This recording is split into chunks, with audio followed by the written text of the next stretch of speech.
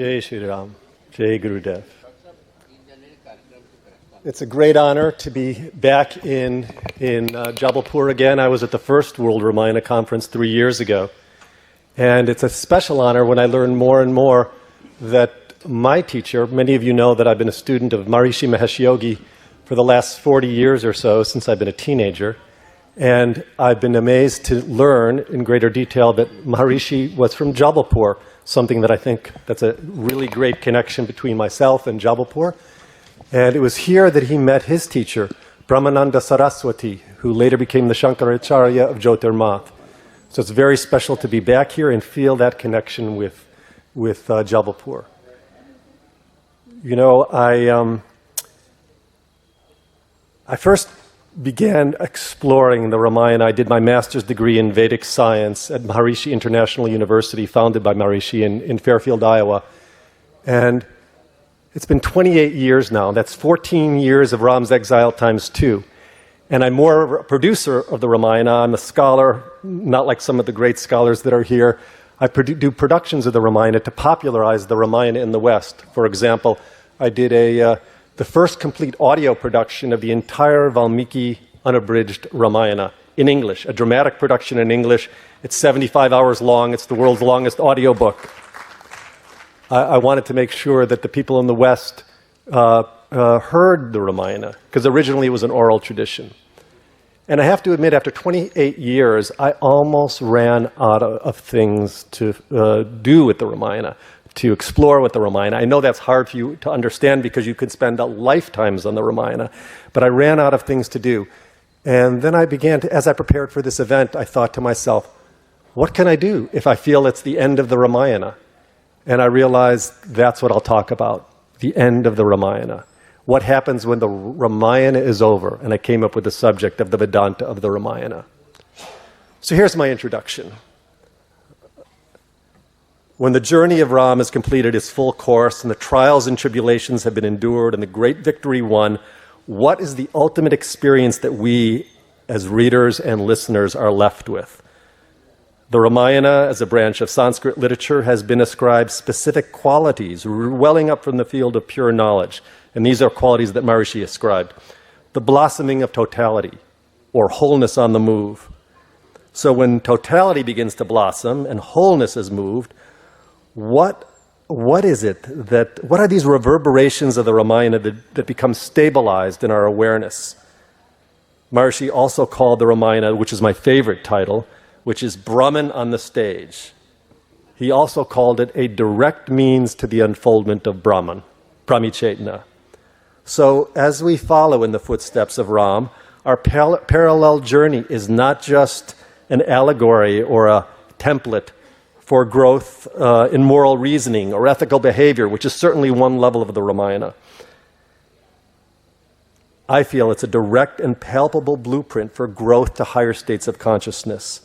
So the intrinsic fabric of Ram's journey are the impulses of the Ramayana that resonate as pulsations of our own refining nervous system. All the characters in the Ramayana and all the elements of the story, along with their nuances of transformation, are impulses of our own being that amalgamate to form pathways and patterns of growth and transformation. So my presentation today will explore the structure and dynamics of these pathways, the play of opposites, which is a theme that I find in the Ramayana over and over again, that swings our awareness. This play of opposites swings our awareness from the greatest fields of expansion to a contraction in the most narrow boundaries.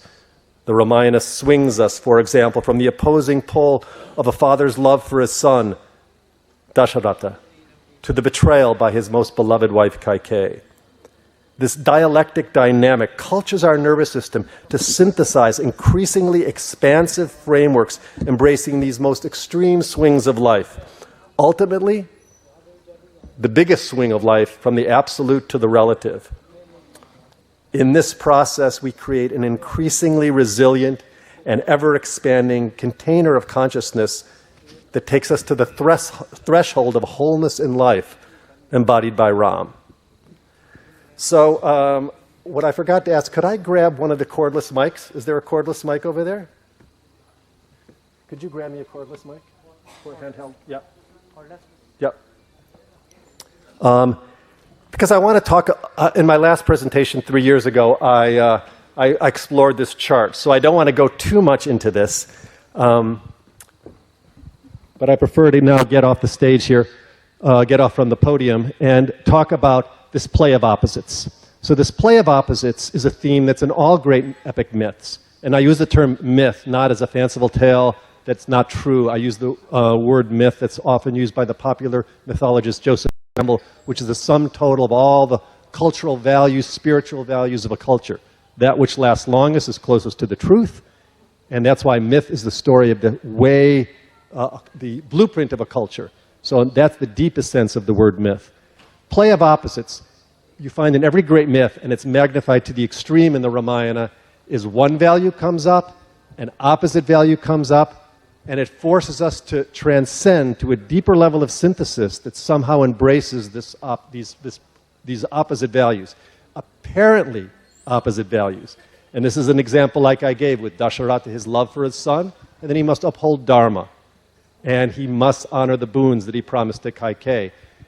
We find it in the slaying of Vali, when Ram looks like he slew Vali from the back like an assassin, but as the time comes up in the dialogue between Vali and Ram, as Vali is dying, you realize that Ram did right action. And of course, the most challenging one of all is when Ram banishes Sita. How can we encompass that? We have these extreme swings of emotion, from big fields of expansion to contraction, and somehow we as readers or listeners have to synthesize both these values, somehow create a framework of understanding that can embrace both these values. So that's the play of opposites that's in the Ramayana, and it is magnified to the extreme, the most intense, the most powerful swings of opposites that culture our nervous system to make peace, to find unity, find some place where there's something that embraces these apparently opposite values, which usually relate to the play of opposites between our heart and our mind. It's an archetypal pattern that plays out in every great epic myth.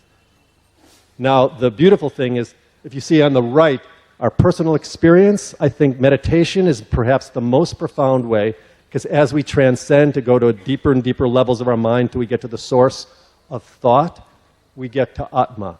Atma is the great synthesizer. Atma is the thing that sees no duality. We had our last presentation on the Advaita of the Ramayana. So that was a perfect segue into this presentation.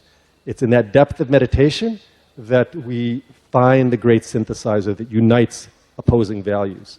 At the same time, the Ramayana itself is like a blueprint to these higher states of consciousness, a blueprint to an experience of unity. So that's the play of opposites there. Now let's go to the next section, which is, I want to go to a deeper level of the Ramayana, which is, Maharishi gave us a much deeper vision of the potential of Ram. This is the Nivarkar aspect of Ram. Maharishi holds that Ram is the embodiment of Brahman, the supreme totality of life. That totality is not some outside of us. He's not just a king. He's not just, he's not actually just, he's an embodiment of Vishnu. But he's also that deepest level of life that governs, it sustains life from a transcendental value. And let's see, go to the other direction. Ram is the embodiment of pure spirituality, pure being, totality in its absolute unity.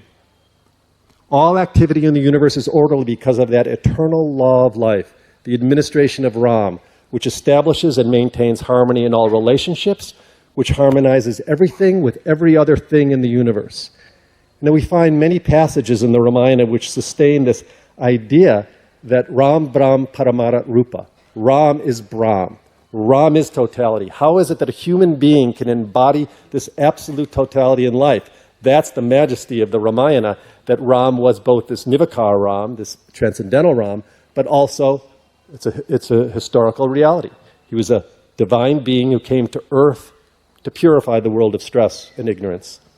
There's many passages in the Ramayana, for example, when in Uttarakhanda, when Hanuman warns Ravana of Rama's might, he says, easily withdrawing all the worlds together, with all beings, both moving and unmoving, the mighty Ram is capable of creating them again. Also, when Hanuman is talking with Sita, he describes Ram as the most profound level of Dharma. He is the creator and instigator of the boundaries of the world. Later, Lakshman says to Ram, when Ram is showing a moment of doubt, how is it that you yourself do not recognize that you are the self, the great self, Atma, and in this case, the great Mahapurusha?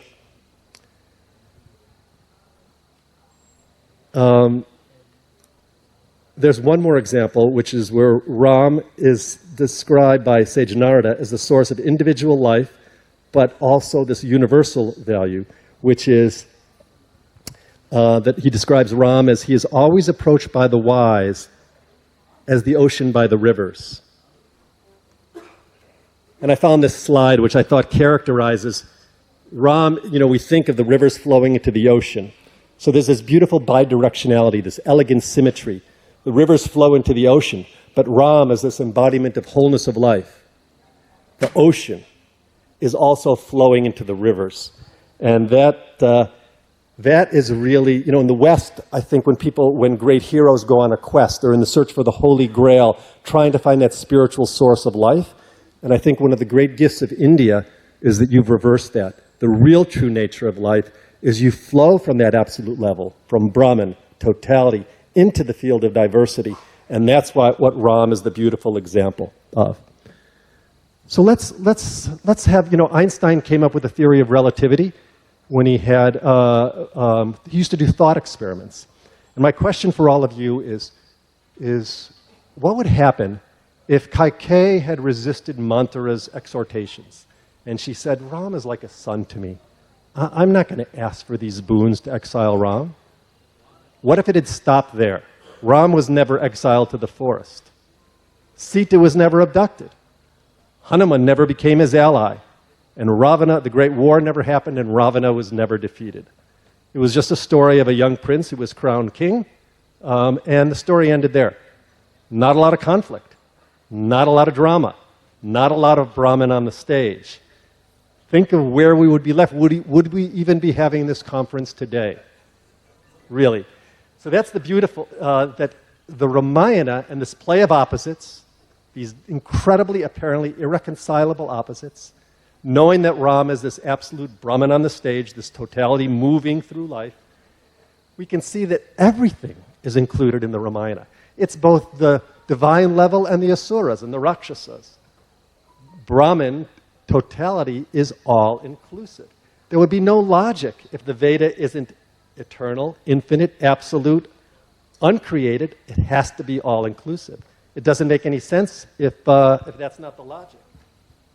So if the Ramayana has any practical utility to show humankind what reality really is, all the beings of the Ramayana, all the elements of the story, all the aspect of Ram's Leela are expressions of the fabric of Ram's wholeness. And the key here is that every one of us has a unique, embody a unique component of Ram's Leela.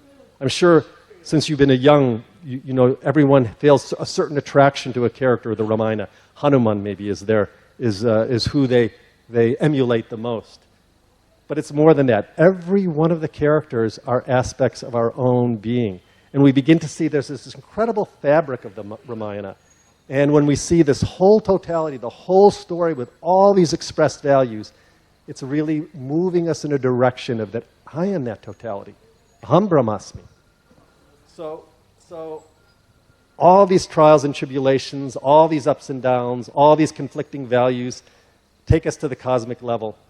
The Ramayana takes universality as a whole, the gods, the devas, the sages, the rishis, the kings, the rakshasas, and connects it all to the impulses of our own consciousness.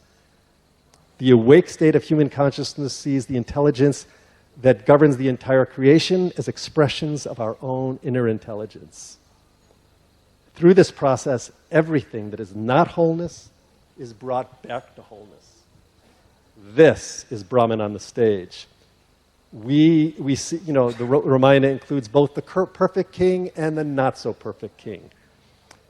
And as this Leela begins to unfold and express itself as fluctuations of our own awareness, we begin to see who we really are. The key question is, what do we need to do to stabilize this state of awareness? The unification of the ever-changing world and the non-changing world, the eternal aspect of life, that's what it is. We want to unify this ever-changing and the non-changing. Of course, I found meditation to be one of the most profound tools. Being students of the Ramayana, as we all are, is another incredibly profound tool. What we're moving is we're growing towards higher states of consciousness. And I want to get to my last slide here. I'm getting close to the end. Oops, wrong way.